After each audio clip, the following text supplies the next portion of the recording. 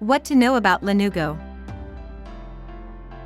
Felt surprised when holding your baby for the first time and finding a thick mop of hair on their shoulder or head? That's what we all call Lanugo. It's tiny, thicker hair than the usual one, mainly responsible for insulating the baby during development in the uterus. However, it doesn't end at this. There's lots more that you should know about Lanugo. Stick to this article as we take you through all you should know about Lanugo.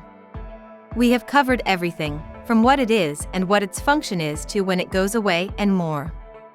Without further ado, let's dive right into it. Types of body hair developed in human. Before getting straight into the Lanugo and its description, why not look at the description of the types of hair that grow on the human body in different life stages?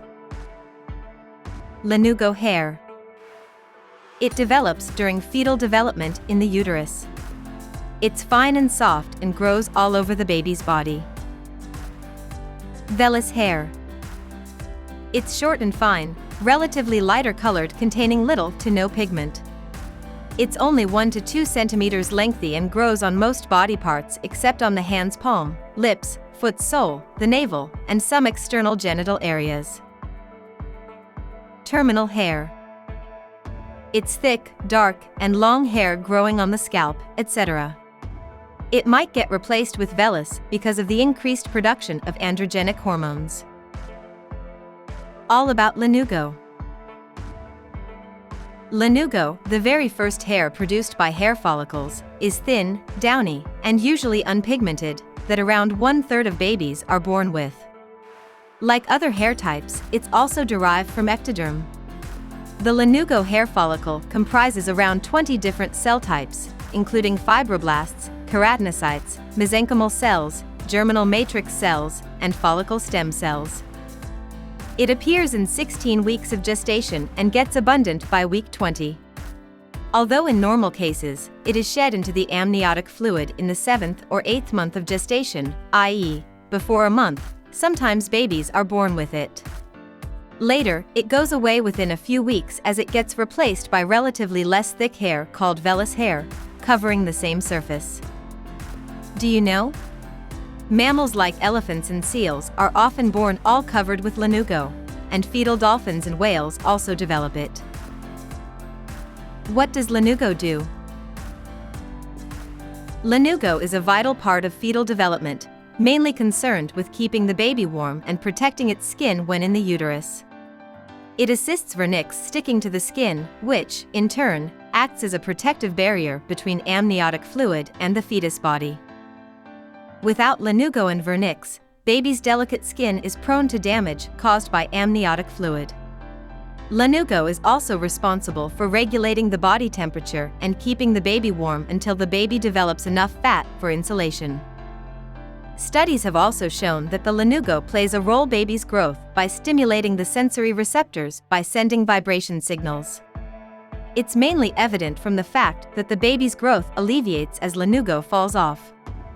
However, experts are not quite sure how it happens.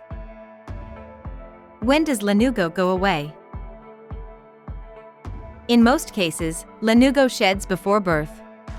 However, around 30% of full-term babies don't go through Lanugo removal and are born with hair on their skin. The chances of babies born with Lanugo are even more likely in premature births, before 37 weeks. Typically, it falls off at the ending 8 weeks of gestation. As described earlier, it is shed into the amniotic fluid. As the baby swallows the fluid, Lanugo becomes constituents of your baby's first food. Yeah, you get it right. It's why you witness tiny hair in your baby's first poop at birth. These are named meconium. On the other hand, in babies born with Lanugo, complete shedding occurs within the first 2 months of their life. However, babies can still have fine hair at the neck base, above the tailbone, and on the top of the ears. These are normal and shouldn't be the cause of concern. Does Lanugo need to be treated? Human fetal Lanugo doesn't need to be treated, these go away on their own. Even if your baby is born with loads of hair covering the body, it will shed it within a week after birth. Keep reading to learn what you can do to speed up the process of lanugo shedding. However, keep in mind it's not necessary to do so. What you can do to speed up lanugo shedding in babies? Gently massage your baby's skin. It can be way effective if done without ensuring risks. Baby's skin is sensitive and can face redness, soreness, or dryness if rubbed inadvertently. Long story short, you should prefer leaving the hair alone, allowing them to shed naturally. Who else can get lanugo? Lanugo is normal in premature babies. However, it may unnaturally reappear in adults as a leading sign of various health conditions, including severe malnutrition. As a natural response, dermal papilla releases molecular signals for detecting dysregulation of temperature and causing a series of signaling events, leading to the lanugo hair formation. Hop on below to learn about different diseases leading to lanugo.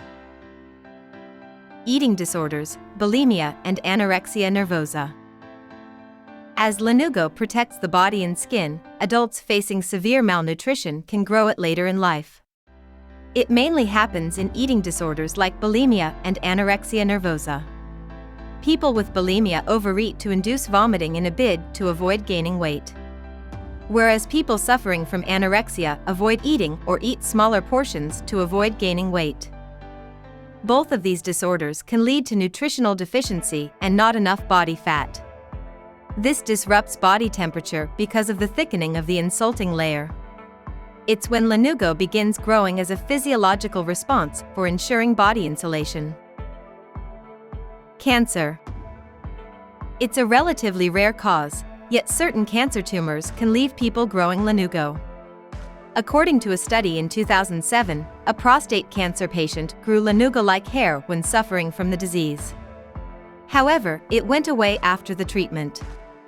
Another research carried out back in 1978 featured a man with lung cancer growing lanugo-like hair on all his feet, hands, torso, and face. These individual researches were mainly focused on linking prostate cancer and lung cancer with lanugo growth, which is why some authors find it far from conclusive. However, they do raise a possibility of linking the two.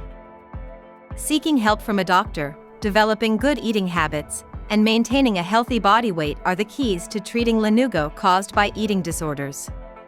You will have to go through different treatments depending on the severity of your disorder. However, we have named a few.